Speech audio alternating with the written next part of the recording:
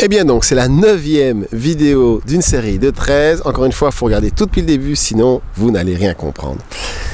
Cette série de cassettes-là, c'est sur 2012. Donc, je vous ai raconté la légende des Cherokees. Maintenant, la légende du 5e rêve, que moi j'appelle plutôt la légende du 6e rêve. Après, on pourrait l'appeler la légende du 13e rêve. Mais tout ça, moi j'appelle ça un enseignement de synthèse. Moi, ce que je vous fais, c'est une synthèse pour avoir juste ce qu'il est nécessaire pour conduire votre véhicule. Ceci dit en passant, c'est intéressant d'apprendre à réaliser que conduire un véhicule, c'est un petit peu comme conduire sa voiture, ça se conduit de l'intérieur. On se conduit de l'intérieur, et puis en conduisant à l'intérieur, on voit le résultat de notre conduite à l'intérieur à l'extérieur. Je ne sais pas si vous me comprenez, mais je me comprends. C'est inspiré de la légende du 5e rêve, un livre fabuleux qui est en poche de Patrice Van Hersel, que je vous conseille. Moi, personnellement, ça a été le début de ma, on va dire un peu de ma vie, entre guillemets, spirituelle, même si j'aime pas ce mot, parce que c'est le spirit qui tue. Donc moi, je dis de ma vie divine, plutôt. Et donc, en gros, en super résumé, cette légende nous dit que au début était la lumière.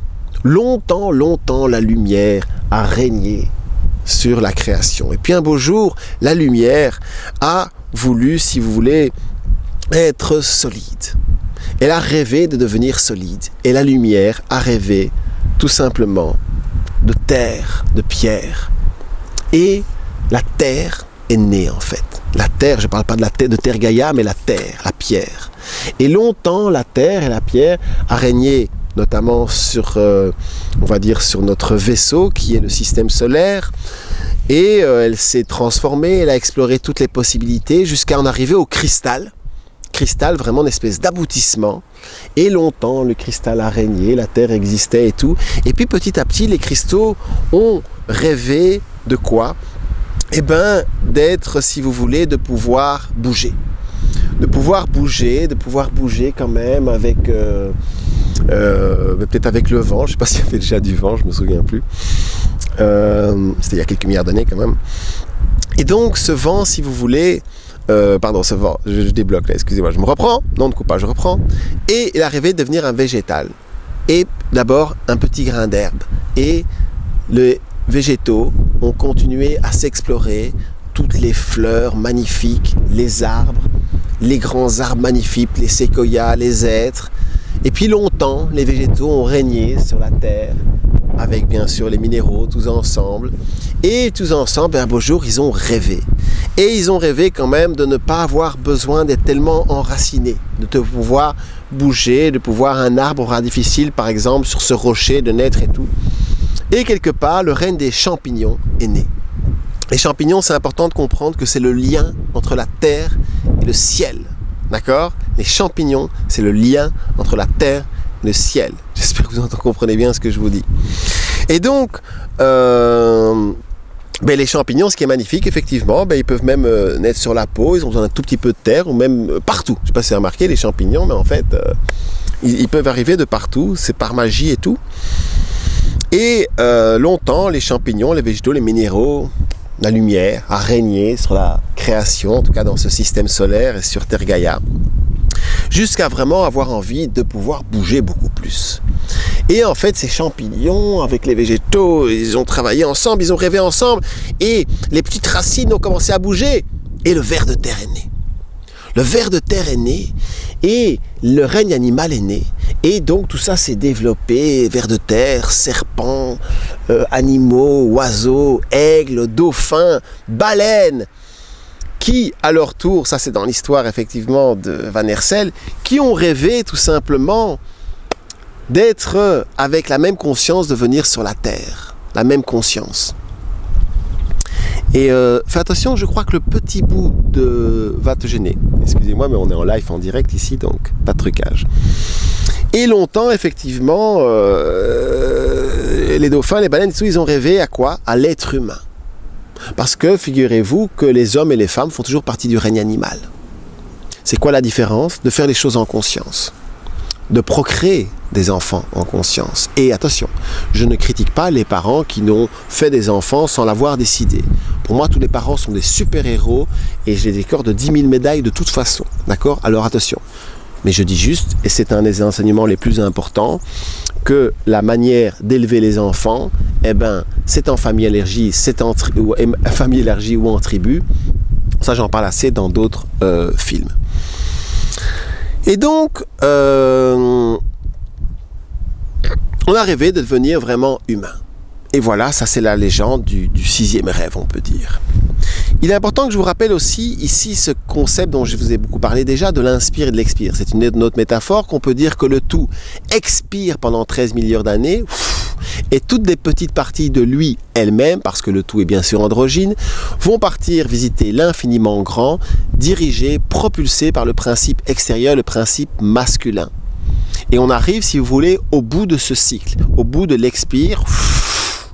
Et maintenant, en fait, le tout va commencer à inspirer et tous les petits monades vont rentrer à la maison. Toutes ces petites parties uniques et irremplaçables vont rentrer à la maison. Et il y a Lézard qui vient super frais, il me fait presque peur, ça va. Et c'est drôle.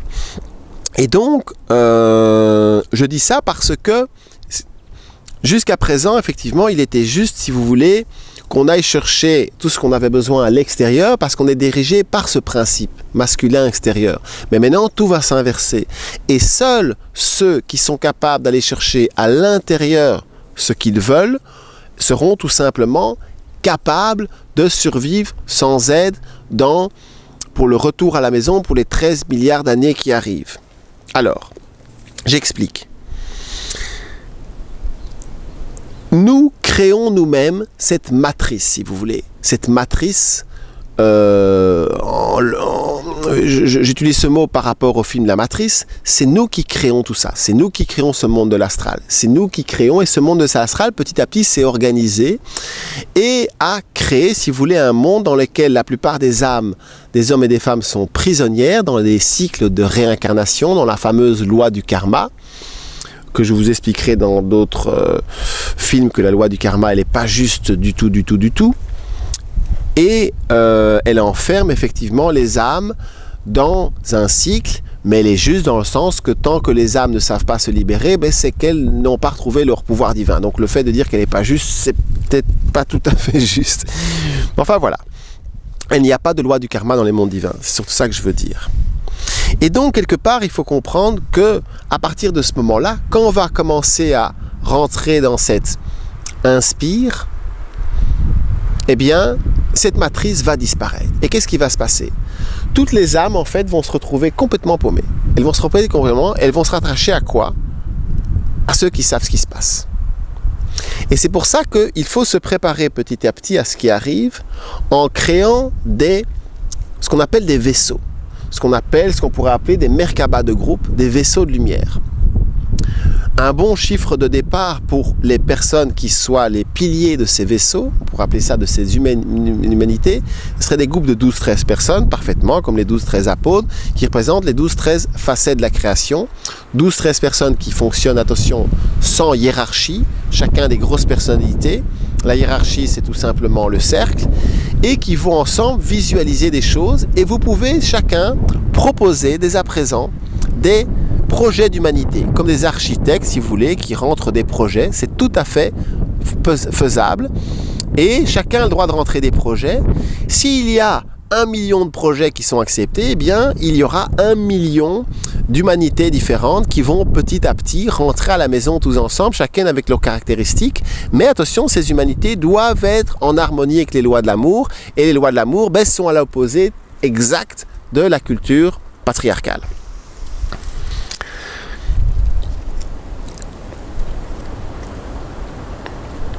Donc, en gros, il y aura 3 types de personnes.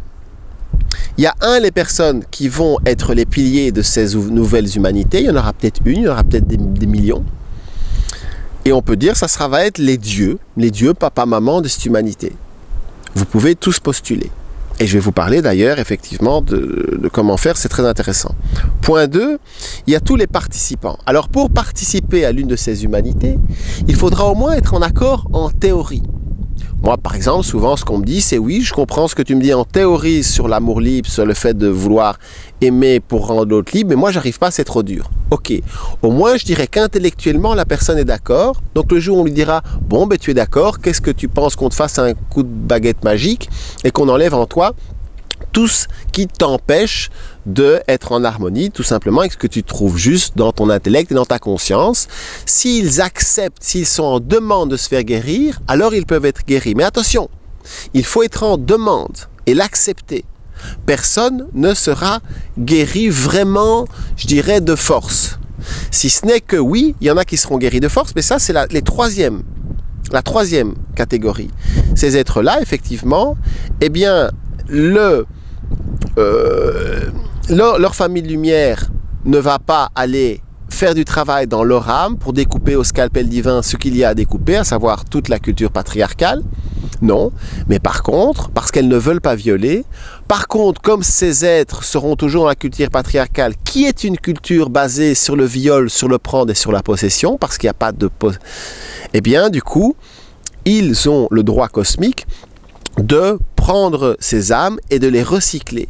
C'est-à-dire, en fait, de prendre l'âme et de la ramener à son état originel, à savoir, avant le voyage, l'état dans lequel était l'âme, son état d'esprit dans lequel elle était avant de partir. Car je vous le rappelle quand même, l'âme se fabrique une photocopie d'elle-même, l'esprit se fabrique une photocopie de lui-même, chaque petit esprit chez chacune partie unique et irremplaçable du tout, et il se fabrique une photocopie, c'est l'âme. L'âme part explorer. Pourquoi il se fabrique une photocopie? Parce qu'il sait très bien que c'est très fréquent que l'âme se perd en route, et c'est pour ça qu'un des enjeux ici, eh ben oui, c'est aussi de sauver son âme. Bien que ce n'est pas dramatique, si on la perd, ça arrive tout le temps, c'est pas grave. Et un beau jour, on arrivera à faire ce lien.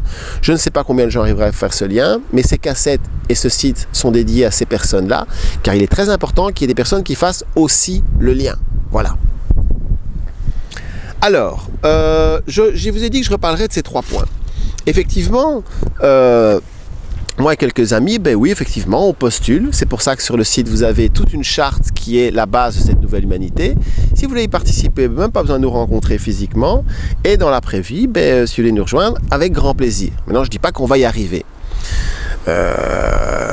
Moi et Lorraine, par exemple, nous avons postulé pour entrer dans une école des divinités, une espèce d'école un peu comme Poudlard, Harry Potter.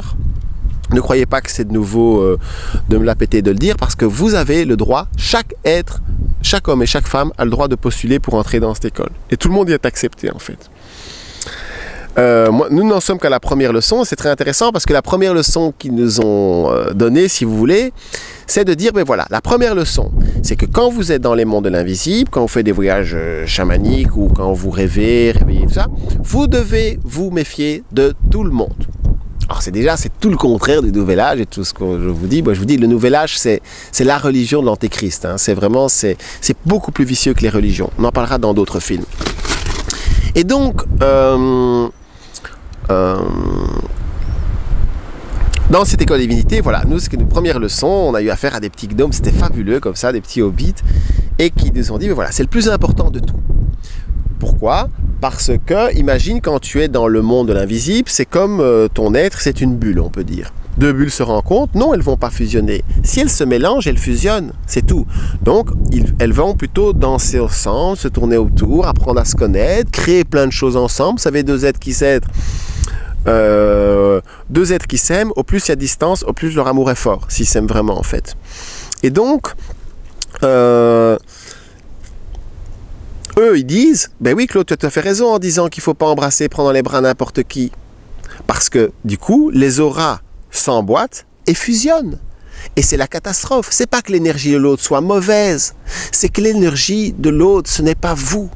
Et que toute l'idée des sectes d'ailleurs et des formes pensées, c'est de mélanger les êtres. C'est leur arme, leur outil le plus important. Mélanger les êtres pour qu'ils ne savent plus qui ils sont.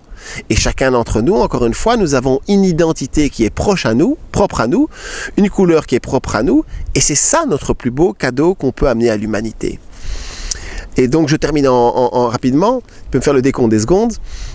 Et donc, après on a voulu passer à la leçon numéro 2, et ils nous ont dit, avec la leçon numéro 2, elle est très simple, vous n'irez nulle part tant que vous n'aurez pas à 100% intégré la leçon numéro 1, et dans le monde physique, et dans votre tête aussi. A tout de suite pour la 3e partie de ce 2012.